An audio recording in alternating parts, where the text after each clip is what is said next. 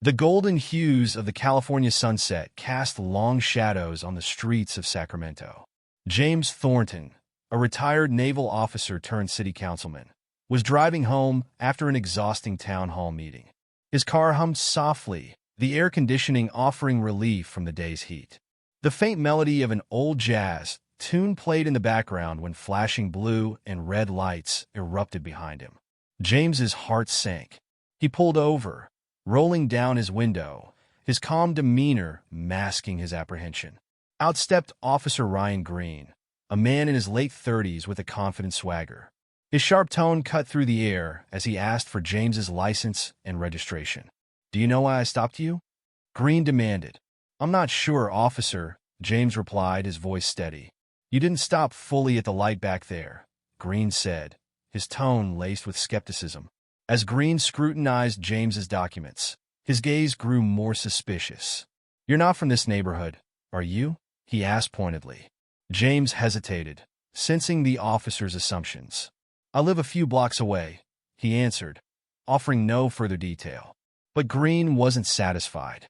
The routine stop quickly escalated. "Step out of the vehicle," Greene ordered, his voice sharp. James's brows furrowed slightly. "Is there a specific reason for that, officer?" he asked, his tone polite but firm. Greene's lips curled into a faint smirk. "I asked you to step out of the car," he repeated. "You don't want to make this harder than it needs to be." James sighed, his grip on the steering wheel tightening briefly before he complied. He opened the door and stepped out, standing tall despite the growing tension. Greene's eyes scanned him, taking in the tailored suit, polished shoes, and steady demeanor, details that only seemed to deepen his suspicion. "Hands where I can see them," Greene said, gesturing toward the hood of the car. James complied, moving calmly. "Is there something specific you're looking for, officer?" he asked evenly. Greene's smirk returned. "Routine," he replied. "We've had some incidents in this area. You can never be too careful." James turned his head slightly, locking eyes with Greene. "Incidents involving what, exactly? Men in business suits driving sedans?" The question landed with precision. Greene stiffened, his composure faltering for a split second. "Watch your tone," he snapped, though his voice lacked its earlier confidence. James remained calm, but his tone sharpened subtly. "I'm simply asking for clarity," he said. "Transparency, you know." Greene's eyes narrowed, his hand drifting toward his belt in an unconscious display of authority.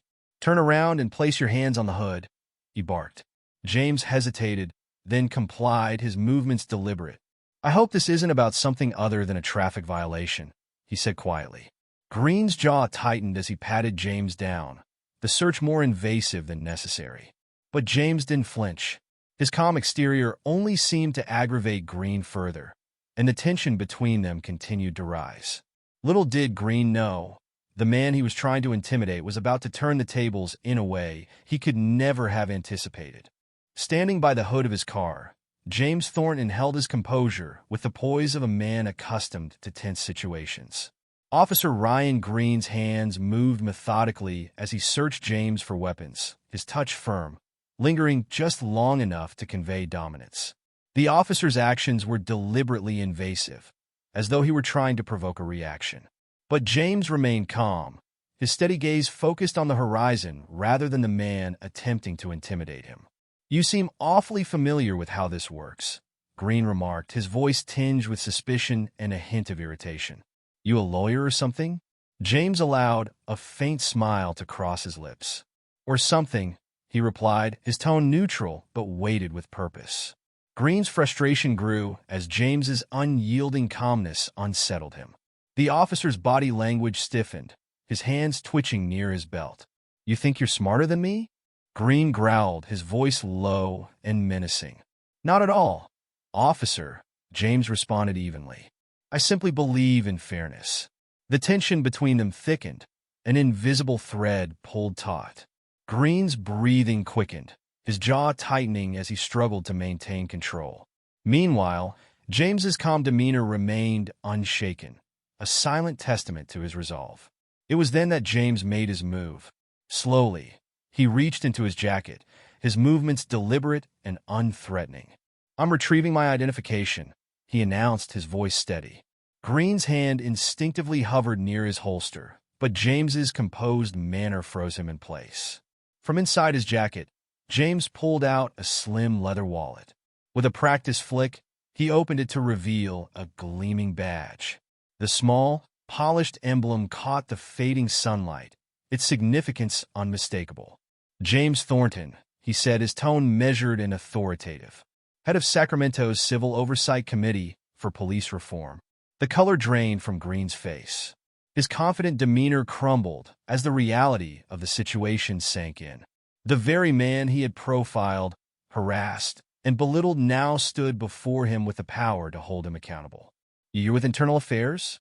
Greene stammered, his voice faltering. "Not exactly," James corrected. "My jurisdiction goes beyond investigating misconduct. I'm tasked with ensuring systemic accountability. Officers like you answer to people like me."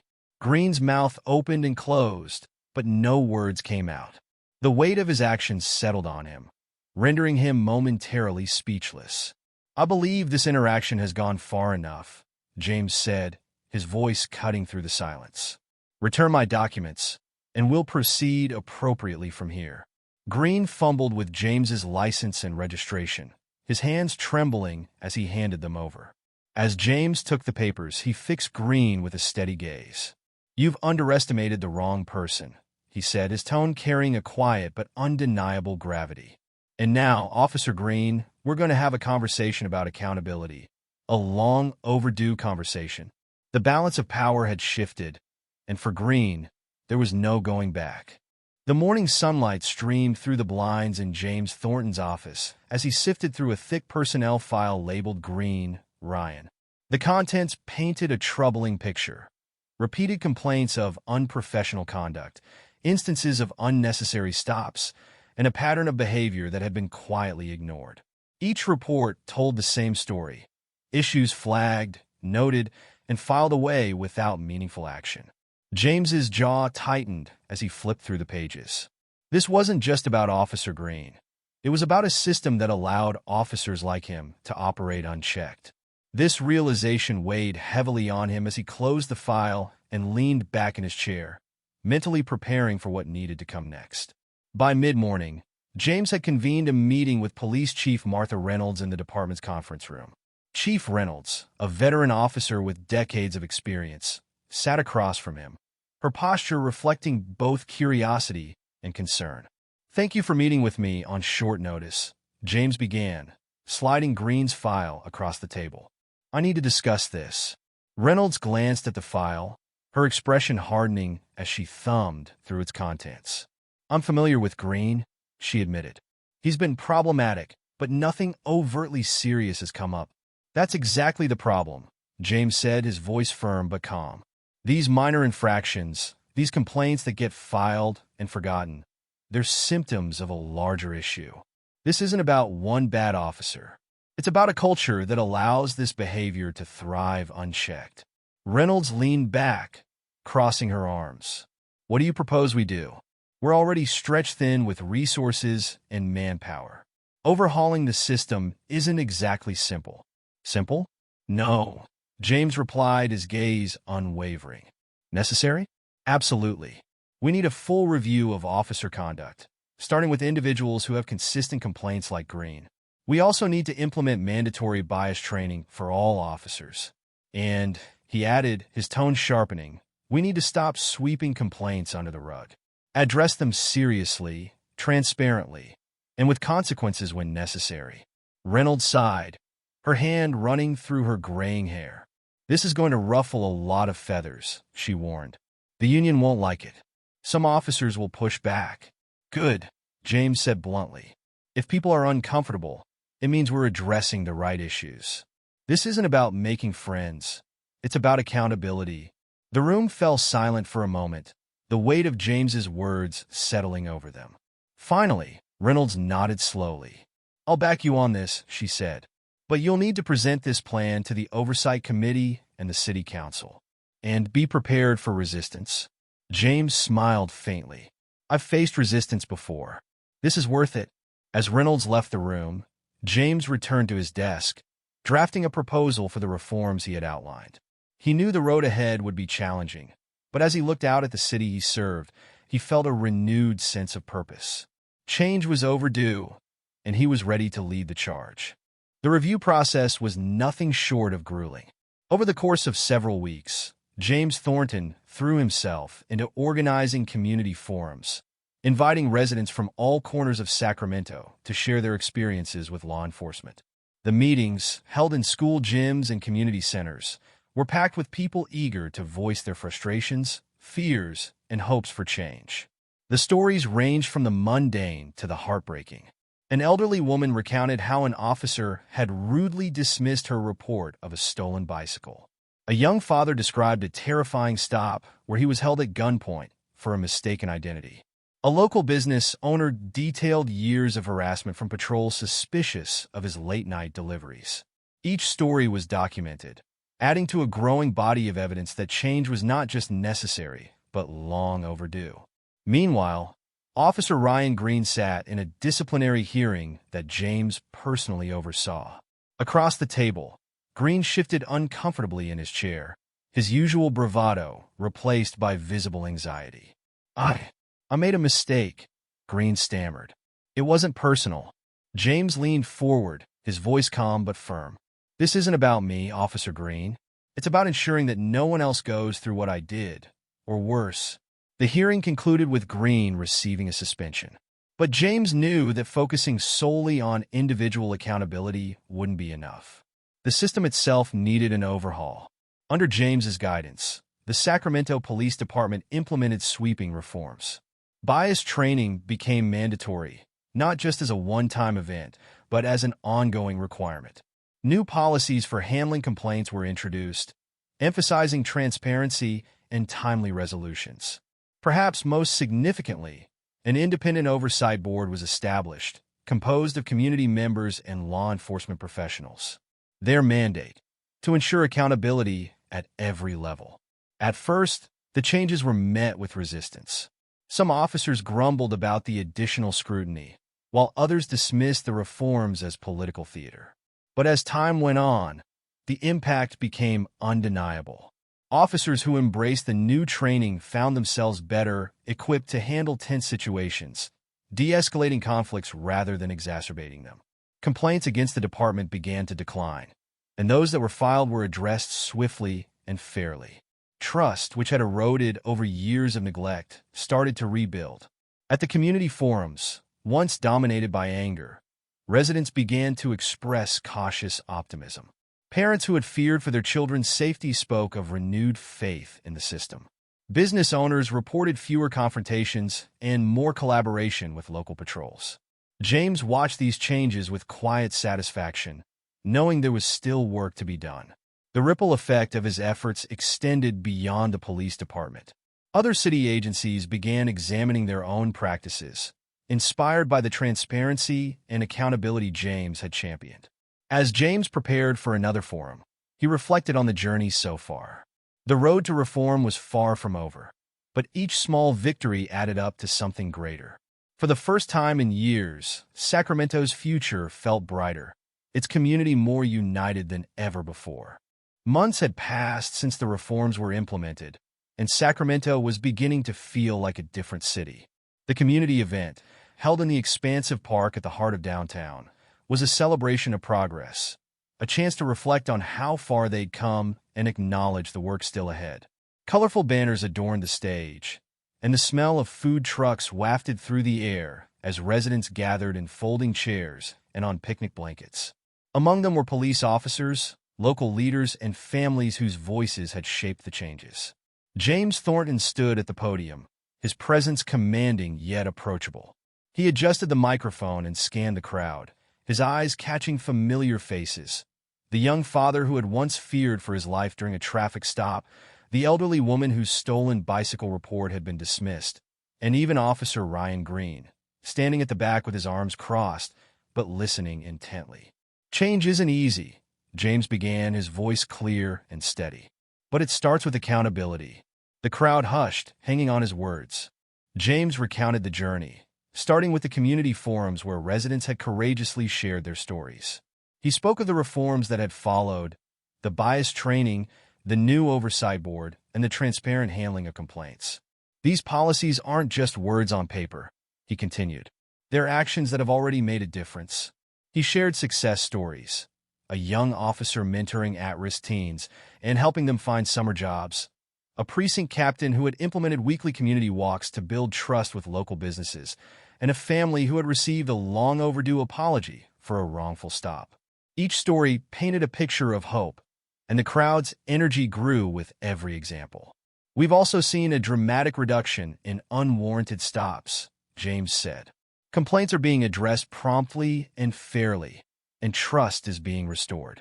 It's a testament to what we can achieve when we work together. The applause that followed was thunderous. Parents clapped, children cheered, and even some officers nodded in agreement. James let the moment settle before delivering his final words. This badge, he said, holding up a replica of the police insignia, isn't just a symbol of authority. It's a promise to protect and serve everyone with integrity, fairness, and respect. As the crowd erupted again, James stepped back, giving way to a panel of community leaders and officers who would answer questions and discuss next steps. He took a seat in the front row, content to listen and observe. In the back of the crowd, Officer Greene lingered. For the first time, he wasn't just hearing criticism. He was hearing solutions. Slowly, he began to see the role he could play in this new chapter. By the event's end, the sense of unity was palpable. People from all walks of life mingled, sharing ideas and forging connections. For James, it was a reminder that while change might begin with a few, its success depended on the many, a community coming together to shape its future. As James Thornton stepped off the stage to a final round of applause, a wave of emotion swept over him. This moment, seeing the community united, inspired, and determined, was the culmination of countless hours of hard work. Yet he knew it was just the beginning. Reform was not a destination. It was a journey, one that required vigilance, collaboration, and an unwavering commitment to justice. Walking through the crowd, James exchanged handshakes and words of encouragement with residents and officers alike. When he finally reached the edge of the park, he took a moment to pause and look back. The stage, the faces in the crowd, the conversations buzzing with hope. It was a vision of what the future could hold if they stayed the course. Returning to his office later that afternoon, James found a neatly folded envelope on his desk. His assistant had left it with a note. "Thought you'd like to see this." Curious, he opened the envelope and unfolded a letter written in neat, precise handwriting. "Dear Mr. Thornton, I attended one of your community forums a few months ago. I'm not the kind of person who usually speaks up, but hearing you talk about accountability and change gave me the courage to share my story. For years, I'd been afraid to trust law enforcement, but because of you, I've started to believe that change is possible. I just wanted to thank you for showing me that one voice can make a difference. Because of you, I believe in change. Sincerely, Marcus." James smiled, the simple words resonating deeply. He placed the letter in his desk drawer, alongside other mementos from his career, reminders of the lives touched by his work. In the quiet of his office, he leaned back in his chair and reflected on Marcus's words. Change, he thought, starts with us, but the work was far from over. As the weeks passed, James dedicated himself to solidifying the reforms they had implemented. He worked closely with the newly formed oversight board, ensuring that policies were not only enforced but continually evaluated and improved. He met regularly with community leaders, listening to their concerns and ideas. And he maintained open lines of communication with the police department, encouraging officers to embrace the new standards and see them as tools for bettering their profession. One afternoon, James received a call from Chief Martha Reynolds. "You should know," she said, "Officer Greene has signed up to lead a community engagement program. He's been working with some of the same kids he once dismissed." The news gave James pause. Greene's journey from resistance to participation was a powerful reminder of the potential for growth and redemption. It wasn't just the system that needed change. It was the individuals within it. As the first year of reforms drew to a close, James stood on the steps of City Hall, watching as a new class of officers took their oaths. Among them were men and women from the community, representing the diversity and resilience of Sacramento. For James, it was a moment of profound pride, a glimpse of the legacy they were building together. Change was never easy, but it was always worth it.